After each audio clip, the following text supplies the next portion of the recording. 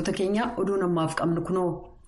Ittaanaa muummichi ministeeraa Itiyoophiyaa Dammaqa Makoonnaniif giti isaanii kan Chaayinaa Waangii har'a mari'achuudhaan tuuta oduuf Finfinnee keessatti ibsa kennanii jiru. Dammaqan akka jedhanitti daawwannaan ministeerichaa innaa Itiyoophiyaan rakkoo keessa jirtu yoo ta'u kunis kan mul'isu deeggarsaaf walamantaa siyaasaa cimaaf hariiroon tarsiimoo biyyoota lamaan gidduu jiraachuu isaatii jedhan. Waangii akka jedhanitti biyya michuu kataate Chaayinaan haala Itiyoophiyaa keessa jirtu itti dhiyeenyaan hordofaa akka jirtu yoo ta'u dhiibbaa humnoota alaa dantaa siyaasaa isaanii dhimmootii keessoo Itiyoophiyaa irratti fe'uu yaalan ni mormiti jedhan jechuudhaan dubbiimaan ministirii dhimma alaa ambaasaaddar Diinaa Muftii VOA'f ibsaniiru.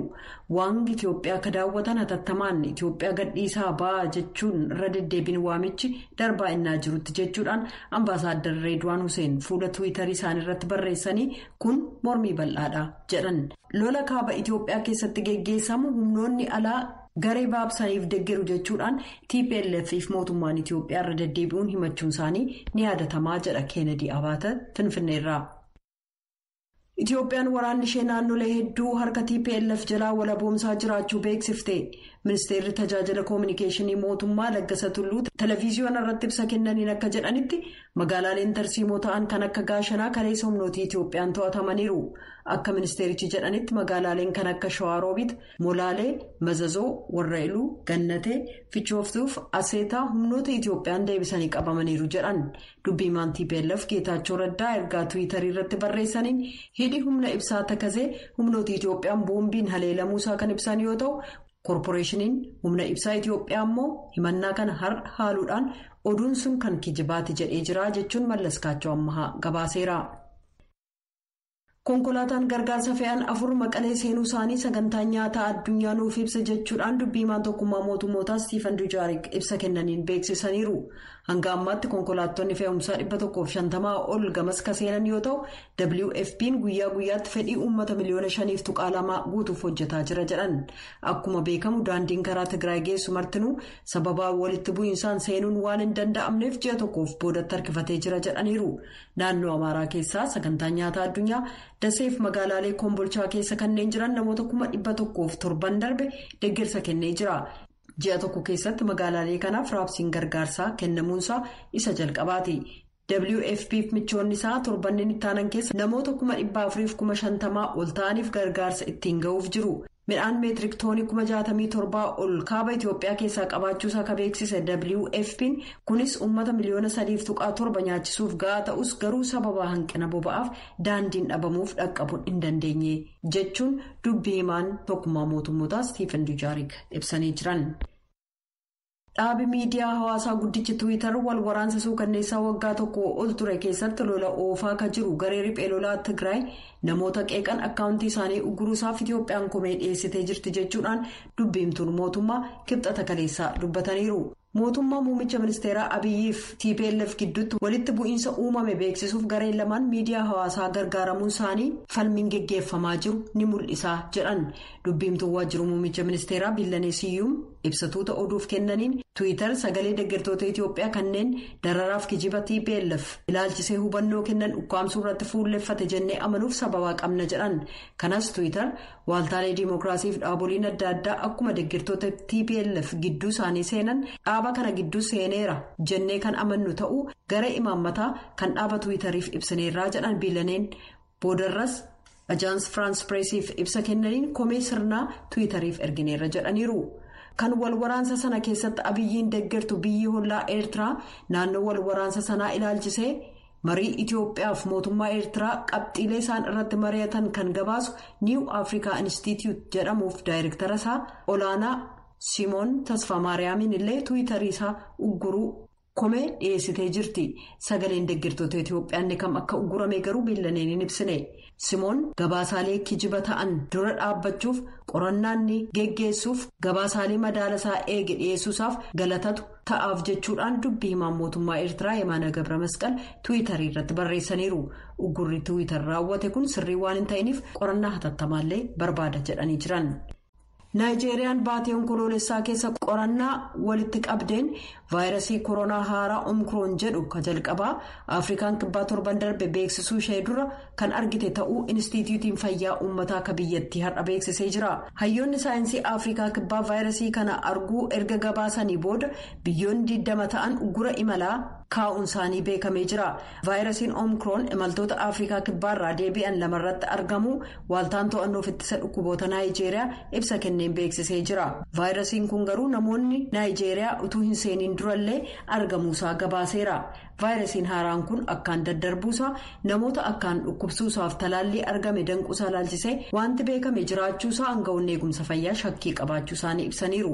Naayijeeriyaa keessaa oduun vaayirasii omikroon ka jaarmiyaan fayyaa addunyaa balaa hamaa qabaachuusaa akeekkachiise weerara COVID-19 ka biroo kaasuu mala yaadduu jedhu dhaqqabsiiseera. Ministeeronni haajaa alaa neetoo erga raashaan haleellaa Yuukireen irratti raawwattuuf michummaa isaanii mul'isanii booda roobii har'aa ministeerri haajaa alaa Antooni Bilinkan gitoota isaanii biyyoota lamaanii waliin adda addaan marii akka geggeessan karoorfamuu Yuunaayitid Isteetsi mirkaneessitee jirti. Mariin ministeera haajaa alaa Yuukireen Dimitroo Kuleebaaf ministeera haajaa alaa raashaa Sargee Laavrov waliin geggeessamu Stookholm Swiidin keessatti kamisa borii ka geggeeffamu walga'ii ministeerotaa kan dhaaba nageenyaaf walta'iinsa Awurooppaa keessaa wal cina ka geggeessamu ta'uu aangawoonni ministirii dhimma alaa beeksisanii jiru. Kuleebaan roobii kaleessaa raashaa ofirraa ittisuuf uggura dinagdee qopheessuu dabalatee deeggarsi waraanaa Yuukireeniif kennamu akka guddatu neetoof waamicha dabarsaniiru. Raashaa fi Yuukireen lamaanuu guyyoota dhiyoo waraana daangaa irratti kuufatte jechuun inni tokko isa kaan himataa jira. Oduun galgala kanaaf qabnu kanuma. Guyyaan har'aa muddee tokko ji'a dhumaa isa bara 2021ti. Guyyaan kun addunyaa irratti guyyaa dhibee HIV/AIDS itti yaadatamee ooluudha. Guyyaa kana ilaalchisee gabaasa qophaa'e jaallanneen akka ittaanutti qopheessiteetti. Addunyaa irratti uummanni miliyoona 38 ta'u vaayirasii HIV waliin jiraata. Erga vaayirasiin kun jiraachuun bara 1984 barame as uummata miliyoona 36 caalaan sababaa HIV/AIDS fi dhukkuboota sanatti hidhata qabaniin dhumaniiru. Kan yeroo dheeraaf waa'ee vaayirasii HIV qoratanii fi London ka jiru yuunivarsiitii Queen Mary jedhamutti piroofeesara ka ta'an Dr. Chiloe Orkin akka jedhanitti. The state of affairs globally is very much a situation of the haves and the have-nots. For those people who live in places where dhimmichi sadarkaa addunyaatti waa'ee qabeenya qabaachuu fi qabeenya dhabuuti. Namoonni naannoo wal'aansi tolaan hin laatamne keessa jiraatan yookaan wal'aansi kennamu isuma durii ta'e keessatti akkasumas wal'aansa waliin walqabatee rakkataa jiran haala gaarii keessa jiran wal'aansaan alatti immoo vaayirasiin HIV namoota kan ajjeesu ta'uunsaa itti fufaa jedhan. Hayyoonni akka jedhanitti wal'aansa fayyaa quubsaa ta'e namoonni vaayirasii HIV waliin jiraatan akka nama biraatti hin dabarsineef ittisa. Addunyaa irratti namoota vaayirasii HIV waliin jiraatan keessaa harka 50 kanneen caalan dubartoota. Kana malees dubartoonni miliyoona 1.3 ta'an kanneen vaayirasii kana waliin jiraatan ni ulfaa'u jedhan hayyoonni. Wal'aansi fayyaa quubsaan vaayirasiin HIV haadharraa gara mucaa gadameessa keessa jirutti akka hin dabarre ittisa. Dr. Orkin London irraa addunyaa irratti wal'aansa fayyaa vaayirasii HIVf godhamu kan yeroo dheeraa tursu argachuuf yaalii ta'u hoogganu. Kunis bifa tallaaliin ji'a 2 kan waraannatan jedhan. Where I live, it could amount to 6 treatment days a year for someone with HIV.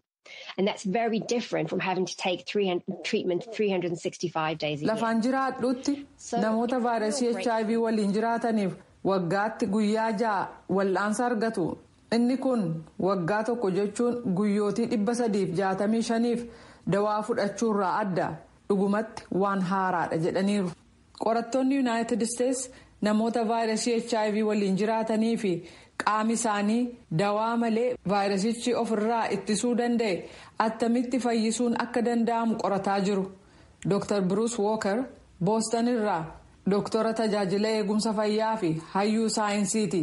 Namoota vaayirasii HIV waliin jiraatan waggoota 40f qoratan. Some people are able to keep HIV in check with their own immune systems, and that really set us off in the direction of trying to understand how that was. Namoonni hangi tokko vaayirasiin HIV qaama isaanii keessa jiru humna qaami isaanii dhukkuba ofirraa ittisuu qabuun ilaalu.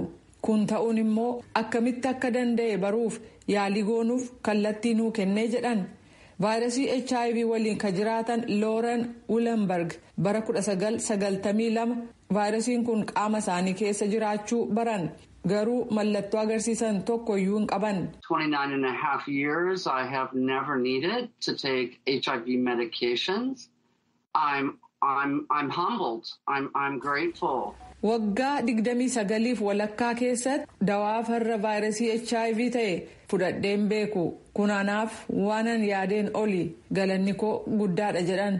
Dr. Walkeriif waahiloonni isaanii kanneen Inistituutii Raagun keessaa namoota vaayirasii HIV waliin jiraatan kana gaaf tokko guutummaatti fayyisuun ni danda'amaa jedhu. Our goal is to train their immune system to develop this kind of super function that we see. Nama vaayirasii HIV waliin jiraatu tokko waggoota dheeraaf wal'aansarra akka turu goona. Kaayyoon keenya caasaa qaamni isaa dhukkuboota ofirraa ittisuuf qabu caalaatti jajjabeessuun hojii namoota muraasa keessatti hojjetu kana akka gaggeessuuf leenjifna. Kunis daariqa yookaan infekshinii vaayirasiin HIV fidu akka fayyan yookaan yoo xiqqaate vaayirasichi to'annaa jala oolee dhukkuba tokkoyyuu nama sanatti akka hin finne gochuudha. Gama kaaniin immoo vaayirasichi sadarkaa xiqqaarra waan jiruuf jecha nama biraatti akka hin dabarsine gochuudha jedhaniiru. Guyyaan eedsii addunyaa inni har'aa vaayirasiin HIV ammayyuu akka hin dhabamin jiru nu agarsiisa.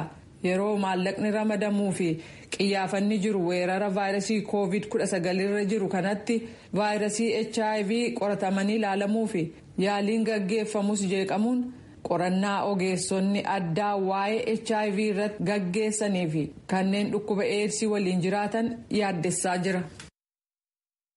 Paartiilee mormitoota Itoophiyaa keessatti galmaa'anii socho'aa jiran keessaa tokko kan ta'e paartiin Dimokiraatawaa Booroo hooggantoonni isaa fi miseensonni isaa gara adda waraanaatti duulaa jiraachuu isaanii dubbata. Mootummaan naannoo Beenshaangulis tarkaanfii paartichi fudhate jajeera. Naakoor Malkaa gabaasa ittaanuu qaba dhimma kanarratti. Itti gaafatamaan dhimma siyaasaa paartii Dimokiraatawaa Booroo obbo Yohaannis Tasammaa koreen hojii raawwachiistuu paartii isaanii mari'atee murtoowwan dabarse keessaa geggeessitootni, miseensotnii fi deeggartootni paartichaa dirree lolaatti argamuudhaan akka waraana irratti hirmaatan murteessuudha kan isaan dubbatan. Murtoo kana hordofuudhaan isaanumtuu dirree lolaa Matakkal irratti argamuu dubbatanii jiru. አሁን በቤንሻንጉል ጉሙዝ ግንባር መተከል አካባቢ ነው የሚገኘው። Amma dirree lolaa Beenishaangul Gumuz naannoo Matakkalitti argama. Birmadummaa biyyaaf naannoo keenya irratti rakkoo ga'uuf malu ittisuu fi waamicha mootummaan dhiyeessee labsii yeroo ariifachiisaa labseen duularra jira. Paartiin keenyas waamicha mootummaa kana dhaga'uudhaan geggeessitootni, deeggartootnii fi miseensotni paartii Dimokiraatawaa Booroo akka duula kanarratti hirmaatan waamicha taasifneefii jirra jechuun kan ibsan. Murtee paartiin isaanii dabarse kanneen biroo laalchisees itti gaafatamtichi akkas jedhu. አካባቢያቸውን እንዲጠብቁ warri dirree lolaa dhaquu hin dandeenye naannoo isaanii akka eegan oomishaalee akka sassaabanii fi maatiiwwan duula kanarratti hirmaataniif deeggarsa akka godhan kan murtoon darbe jechuun kan ibsan. Paartiin Dimokiraatawaa Booroo magaalaa Asoosaa keessatti marii dheengadda taasiseen murtoowwan kanneen irra waan ga'eef jechuun kan isaan ibsan gurmuulee isaan ergamtoota adda bilisa baasaa uummata Tigraay abuuti jechuudhaan waamanii fi naannicha keessatti hidhachuudhaan socho'aniin lammiilee nagaa hedduu irratti haleellaan raawwatamuu wal qabateeti jedhu. Wanti akka murtoo kanarra geenyu nu dandeessise waggoota 3 walakkaa darban keessatti hidhattootni Gumuzii fi Shanee ajjeechaa jumlaa fi saamicha geggeessaniin hedduun du'anii kan 100,000 lakkaa'aman immoo qe'ee isaanii irraa buqqa'anii jiru. Ammas gama Sudaaniin haleellaa raawwachuudhaaf gareen raayyaa ittisa Beenishaangul jechuun of waamu hidhattoota Gumuz wajjin ta'uudhaan tattaaffii godhaa jiru. Uummatichi yaaddoo jiraachuu dhabuu keessa jira. Kanaafuu humnoota nagaa eegumsaa mootummaa cina hiriiruudhaan miseensota geggeessitootaa fi deeggartootni keenya akka dirree lolaa dhaquun hirmaatan kan murteessine jechuun kan ibsan. Obbo Yohaannis mootummaa faana garaagarummaa qabaannullee birmadummaa biyyaa eegsisuu fi kan duullu jechuunis ibsanii jiru. Itti gaafatamaan biiroo dhimmoota kominikeeshinii naannoo Beenishaangul Gumuz obbo Mallasa Bayyana gama isaaniitiin murtoon paartii Dimookiraatawaa Booroo kan jajjabeeffamuu jechuun dubbatanii jiru. አንድ ሀገር ነው ያለን አንድ ህዝብ ነው ያለን biyya tokko qabna uummata tokko qabna garaagarummaan yaadaa jiraachuu mala yeroo itti paartii siyaasaa kana sana jennu miti dolli gama sabaa himaalee biyyoota lixaa fi kanneen biroon nutti banamee jira kana biyyattii irraa qolachuudhaaf garaagarummaa yaadaa yeroodhaaf tursuun paartiin Dimookiraatawaa Booroo murtoo kanarra ga'uun isaa waan jajjabeeffamudha jechuun kan ibsan. Obbo Mallasan itti dabaluudhaanis geggeessitootni, miseensotnii fi deeggartootni paartilee kanneen biroo duula kana irraa akka qooddatan ergaa dabarsanii jiru.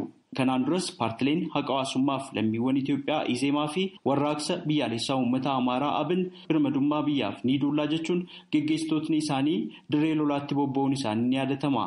Paartileen kanaan dura karaa nagaan qabsaa'uuf boordii filannoo biyyaalessaa Itoophiyaa irraa eeyyama argatan kunneen amma immoo biyyattiin humnoota shororkeessitoota jechuun waamtu faana waraana geggeessitu deeggaruu irra darbee faana duuluu isaanii ilaalchisee yaada boordichaa qabannee deebi'uudhaaf ni yaalla. Gurmuuleen paartii Dimookiraatawaa Booroof mootummaan himannaa irratti dhiyeessu gocha jedhameef irra deddeebiidhaan kanaan dura haalaa turanii jiru. Hordoftoota keenya amma immoo gara gabaasa keenya addaatti ceenaa ittaanee dhiyaata. Waldaan ogeessota fayyaa Oromoo idilee addunyaa walga'ii afuraffaa isaa irratti gargaarsa hawaasa biyyaatiif taasisuu fi hojii bulchiinsa Minisootaa wajjiniin hojjechaa jiru irratti ibsa kenneera.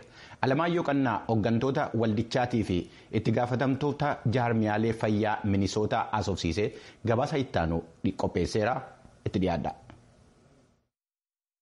Waldaan ogeeyyota fayyaa Oromoo kan sadarkaa addunyaa dhaaba bu'aaf hin hojjenne yommuu ta'u, hanqina tajaajila fayyaa hawaasa Oromoo biyya alaa jiraatuu fi kan naannoo Oromiyaa keessa jiraatu guutuuf kan hundaa'edha. Waldaan ogeeyyota fayyaa Oromoo sadarkaa addunyaatti hundaa'e kun waldaa hakiimota Oromiyaa waliin qindoomuun tajaajila fayyaa fooyyessuu, ce'umsa teekinooloojiif ogummaa irratti xiyyeeffachuun hojjechaa akka jiru beeksise. Dura taa'aan waldaa ogeeyyota fayyaa Oromoo kan sadarkaa addunyaa Dr. Abbaa Shaamoo Leencoo walga'ii hundeeffama waldichaa waggaa afuraffaa laalchisuun akka dubbatanitti kaayyoon walga'ii kanaa hojiilee waggaa darbe hojjetame miseensotaa fi dhaabbilee waliin hojjetaniif dhiyeessuun karoora bara itti aanu irratti mari'achuudha jedhan. Wanta nu goone keessaa tokko barreen gaddaa eega walgahii akkanaa godhanne as maal hojjechaa turre ka jennu miseensota kennaa fi namoota wajjin hojjannu dhaabbilee waliin hojjannu miidiyaalee waliin hojjannuuf kana hojjannee bara kana jennee itti himne eega san booda ammoo namoonni wajji hojjanne kunis akkuma kenna hojii isaanii nuuf ibsanii jiru. Minnesota Department of Health, Ramsey County, different medias, hawaasni community Oromoo Minnesotaas isaan hundinuu waan itti jiran nutti himanii jiru.